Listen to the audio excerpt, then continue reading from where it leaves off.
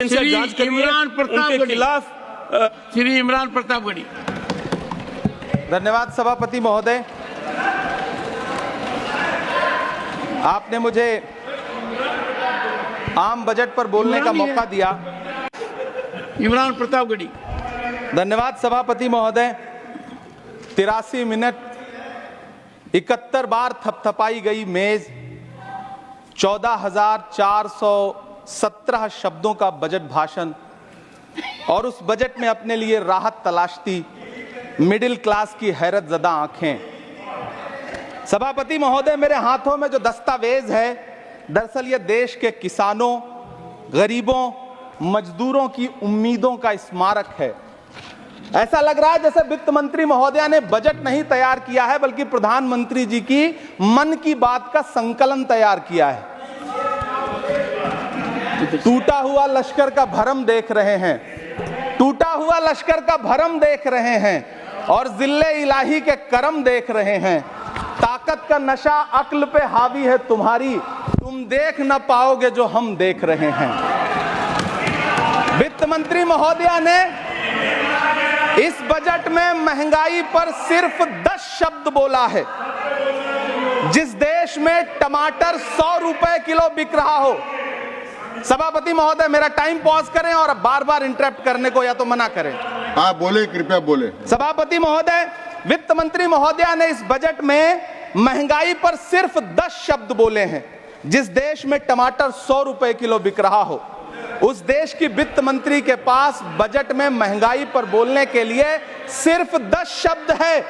Diesel, petrol, आटा, चावल, दाल, सब्जी की महंगाई का तो कोई जिक्र ही नहीं। सावन चल रहा है तो प्याज और लहसुन का दाम पूछना तो शायद पाप होगा। मैंने तो यह भी सुना है कि वित्त मंत्री जी जो चीज खुद नहीं खाती हैं, उसके दाम से उनका कोई लेना देना नहीं होता। लेकिन इस बार बजट पेश करने के लिए पार्लियामेंट आने से पहले वित्त मंत्री जी ने दही और चीनी खाई थी।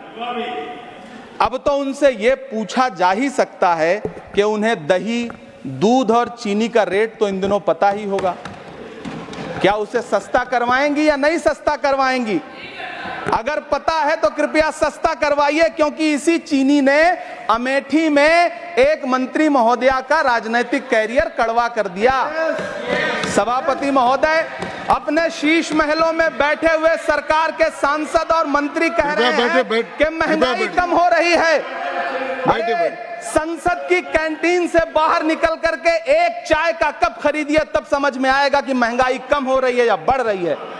किसी एक दिन अपनी किसी मजदूर की तरह अपनी दिन भर की दिहाड़ी लेकर के बाजार जाइए और अपने बच्चों के लिए राशन खरीदिए, तब पता चलेगा कि महंगाई कम हो रही है या नहीं हो रही है। यहां बैठ करके बड़ी बड़ी बातें करना आसान है। ये चूनर धानी धानी भूल जाते, ये पुरवा की रवानी भूल जाते, जो आकर 4 दिन गांव में रहते तो सारी लंतरानी भूल जाते। सभापति महोदय, इलेक्टोरल बॉन्ड खरीदने के नाम छुपाने वाली सरकार, इलेक्टोरल बॉन्ड खरीदने वालों के नाम छुपाने वाली सरकार इन दिनों आम के ठेला लगाने वालों के नाम जानना चाहती है। मुझे तो होटलों, ढाबों या आम के ठेलों पर नेम प्लेट लगवाने वालों से पूछना है कि कभी खून की बोतल पर देखा है किसी का नाम लिखा हुआ? मुझे पूछना है कि क्या कोरोना के दौरान अपनी उखड़ती हुई सांसों के लिए ऑक्सीजन तलाशने वाले किसी इंसान ने ऑक्सीजन लाने वाले किसी इंसान से पूछा था कि ऑक्सीजन लाने वाला इंसान हिंदू है या मुसलमान है? मुझे पूछना है कि लावारिश लाशों के लिए कोरोना में कांधा देने वाले, चिताओं के लिए लकड़ियां सजाने वाले किसी इंसान से पूछा गया था उसका नाम, उसका मजहब? लेकिन इन दिनों पूछा जा रहा है। सभापति महोदय, अफसोस देश के प्रधानमंत्री जी ने कभी न टूटने वाली चुप्पी ओढ़ ली है। सभापति महोदय, जनता ने 63 सीटें कम क्या कर दी, ये सरकार तो अमृतकाल का नाम लेना ही भूल गई। ये भूल गई है अमृतकाल को, ये भूल गई है मनरेगा को, ये भूल गई है मौलाना आजाद नेशनल फेलोशिप को, ये भूल गई है मणिपुर को, ये भूल गई है महाराष्ट्र को। मुझे गर्व है कि मैं राज्यसभा में महाराष्ट्र का प्रतिनिधित्व करता हूं। महाराष्ट्र जो देश की आर्थिक राजधानी है, जो टोटल कॉर्पोरेट टैक्स का 40%, इनकम टैक्स का 32% और जीएसटी का 20% इस देश को देता है, उस महाराष्ट्र के लिए इस बजट में एक शब्द नहीं है। आप बैठ जाए। सभापति महोदय, आखिर महाराष्ट्र से किस आप बात बैठिए, का आपका बदला समय लिया जा है, रहा आप है? कृपया बैठ जाए। महाराष्ट्र बैठ ने जाए। लोकसभा कृपया चुनाव बैठे बैठे नहीं में बोले। बाबा साहब अम्बेडकर माननीय के सदस्य, संविधान को बचाने कृपया के लिए बैठे बैठे नहीं वोट बोले। क्या कर दिया? प्रधानमंत्री जी तो महाराष्ट्र से बदला लेने पर उतर आए। अब तो शायद उन्हें याद भी ना हो यवतमाल का वो दाभड़ी गांव जहां 20 मार्च 2014 को वो किसानों के साथ चाय पर चर्चा करने गए थे और उनकी किस्मत बदलने के सपने दिखाए थे। उसी यवतमाल में पिछले 6 महीने में 132 किसानों ने आत्महत्या की है। सभापति महोदय, महाराष्ट्र में हर महीने 209 किसान आत्महत्या कर रहे हैं। राज्य सरकार द्वारा सौंपा गया आंकड़ा बताता है कि 1 जनवरी से 31 मई के बीच 1046 किसानों ने आत्महत्या की है। लेकिन अफसोस, इस बजट में महाराष्ट्र के किसानों के लिए कुछ भी नहीं है। किसानों से चिढ़ी हुई सरकार ने बजट में किसानों के एमएसपी की लीगल गारंटी नहीं दी। लेकिन याद रखिएगा, जो किसान का नहीं वो हिंदुस्तान का नहीं। सभापति महोदय, मुझे वित्त मंत्री जी से पूछना है कि वो जो कुछ साल पहले 100 स्मार्ट सिटी बनाने का ढोल पीटा गया था, सुना है उस ढोल में पानी भर गया है, इसीलिए आपने उसका नाम बदल करके सिटीज ऑफ ग्रोथ हब्स रख दिया है। अच्छा है, नाम बदलने का खेल खेलते रहिए। आपकी कई सरकारें तो इसी वजह से चल रही हैं। इस सरकार को पढ़े लिखे लोगों से दिक्कत है सभापति महोदय, इसीलिए इस सरकार ने यूजीसी का बजट 66% कम कर दिया है। वाह री सरकार। सभापति महोदय, मैं वित्त मंत्री जी के संज्ञान में लाना चाहता हूं कि किशनगंज में एएमयू सेंटर के पास 224 एकड़ जमीन है। यूपीए सरकार ने सोनिया गांधी जी की अगुवाई में 136 करोड़ रुपए एएमयू किशनगंज सेंटर के लिए सेक्शन किए थे। लेकिन आपकी सरकार ने पिछले 10 साल में उस 136 करोड़ में से सिर्फ 10 करोड़ रुपया रिलीज किया है। 1.5 करोड़ की आबादी वाला सीमांचल बेहतर शिक्षा के लिए उस सेंटर की बाट जोह रहा है। मेरा आपसे सवाल है कि इस सेंटर का बाकी पैसा आप कब रिलीज करेंगे? मुझे उम्मीद है वित्त मंत्री महोदया जवाब जरूर देंगी। सीमांचल उसी बिहार में आता है जिसकी बैसाखी के सहारे आपकी सरकार चल रही है। वहां के लोगों को एम्स की जरूरत है। महानंदा और कोसी से होने वाली बाढ़ की तबाही को रोकने के लिए बांध बनाइए, सीमांचल के साथ सौतेला व्यवहार बंद करिए। इकोनॉमिक कॉरिडोर बनाने से किसी राज्य का विकास नहीं होगा, विकास होगा स्वास्थ्य और शिक्षा के बुनियादी मुद्दों के लिए बजट देने पर।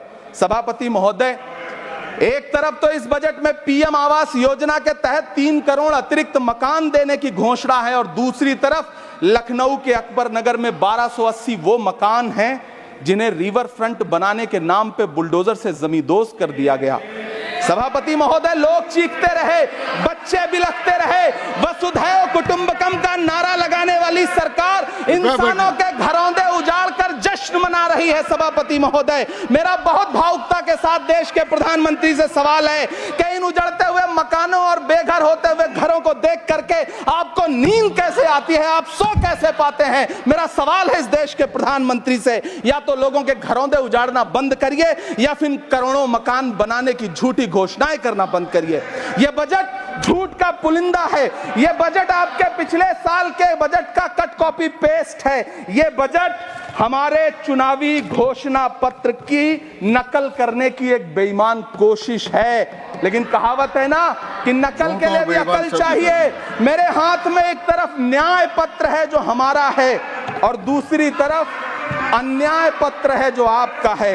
इस सरकार को आलोचना सुनने की आदत नहीं है सभापति महोदय। जब आप इनसे सवाल पूछिए तो ये कहते हैं कि आप बताइए 70 साल में आपने क्या किया है। मैं तो इस सदन में कहना चाहता हूं सभापति महोदय कि हमसे 70 साल का हिसाब मांगने वालों, जो सरकार अपना चलाया हुआ 2000 का नोट 7 साल नहीं चला सकी, वो हमसे 70 साल का हिसाब मांगती है। सभापति महोदय, मैं अंत में आपसे यह कहना चाहता हूं, यह बजट बैसाखी पर टिकी हुई सरकार का कुर्सी बचाओ बजट है। इस बजट में राज्यों के साथ, किसानों के साथ, नौजवानों के साथ, महिलाओं के साथ, देश के मिडिल क्लास के साथ अन्याय किया गया है और इस अन्याय का खामियाजा आपको महाराष्ट्र, हरियाणा और झारखंड के चुनाव में भुगतना पड़ेगा। सभापति महोदय, इस सरकार ने नोटबंदी लगाकर देश की आम जनता की पूंजी कृपया छीन ली। बैठे बैठे नहीं बोले, गब्बर सिंह कृपया। टैक्स लगा करके छोटे व्यापारियों के कारोबार छीन लिए, पेपर लीक करवा करके युवाओं की आंखों से नौकरी के सपने छीन लिए, अग्निवीर लाकर देश के जवानों की उम्मीदें छीन ली, बुलडोजर लगाकर लोगों के आशियाने छीन लिए, महंगाई लाकर देश की जनता की थाली से निवाले छीन लिए और नारा लगाया कि हम तो सेवक हैं, 18-18 घंटे काम करते हैं। इन्हीं लोगों के लिए किसी ने शेर कहा है कि जो सच और झूठ में दूरी है वो दूरी समझते हैं, सियासी हाकिमों की हम भी मजबूरी समझते हैं, वो अपना हक समझते हैं निवाला छीन लेने को, डकैती को बहुत से लोग मजदूरी समझते हैं। हमें पता है कि कैसी मजदूरी की जा रही है। सभापति महोदय, मैं यहां खड़ा होकर के अंत में आपसे कहना चाहता हूं कि इस बजट में तमाम राज्यों के साथ अन्याय किया गया है,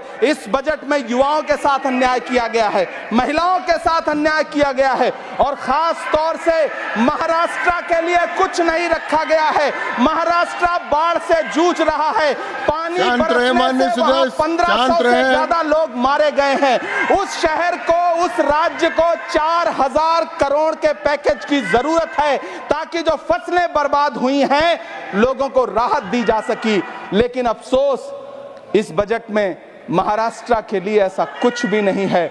मैं आखिर में यह कहना चाहता हूं कि पिछले 7 दिन से इस बजट का बड़ा ढिंढोरा पीटा जा रहा है, इसे महान बताया जा रहा है, लेकिन कौन महान बता रहा है? सत्ता पक्ष के लोग, उन्हें तो बताना ही है, क्योंकि मैं अवध क्षेत्र से आता हूं, प्रतापगढ़ से, नीरज भाई भी अवध और पूर्वांचल से आते हैं।